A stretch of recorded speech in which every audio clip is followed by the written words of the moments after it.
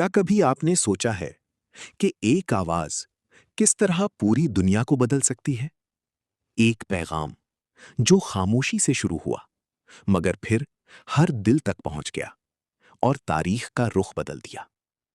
ये वही अजीम दावत थी जो मक्का की सरजमीन से उठी, जो इंसान को इंसान से नहीं बल्कि इंसान को अल्लाह से जोड़ने आई थी। इब्तिदा में नबी करीम सल्लल्लाहु अलैहि वसल्लम ने बड़ी हिकमत और खामोशी के साथ अपने करीबी लोगों को इस्लाम की दावत दी। ये दौर तकरीबन 3 साल तक जारी रहा, जिसमें चंद खुशनसीब लोग ईमान ले आए।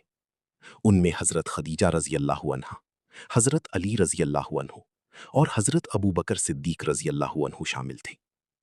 ये वो लोग थे जिन्होंने सबसे पहले सच्चाई को पहचाना।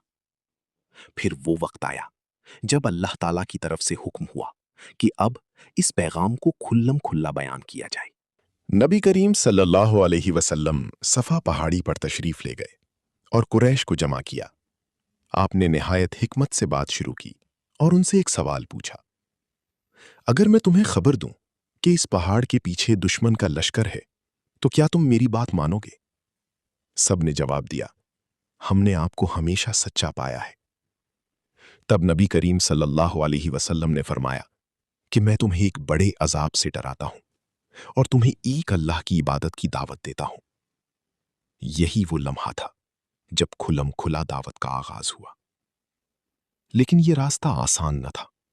कुफ्फारे मक्का ने मुखालिफत की, आप सल्लल्लाहु अलैहि वसल्लम को तकलीफें दी, मजाक उड़ाया और तरह तरह की अजियतें पहुंचाईं। लेकिन नबी करीम सल्लल्लाहु अलैहि वसल्लम साबित कदम रहे, सब्र करते रहे और मोहब्बत के साथ लोगों को बुलाते रहे। आपका मकसद सिर्फ एक था, लोगों को अंधेरों से निकालकर रोशनी की तरफ लाना। आज भी ये पैगाम जिंदा है और हमें दावत देता है कि हम भी सच्चाई का साथ दें और अपने किरदार को बेहतर बनाएं। हमें चाहिए कि हम नबी करीम सल्लल्लाहु अलैहि वसल्लम की सीरत से सबक हासिल करें और अपनी जिंदगी को उसके मुताबिक ढालने की कोशिश करें। बहुत बहुत शुक्रिया।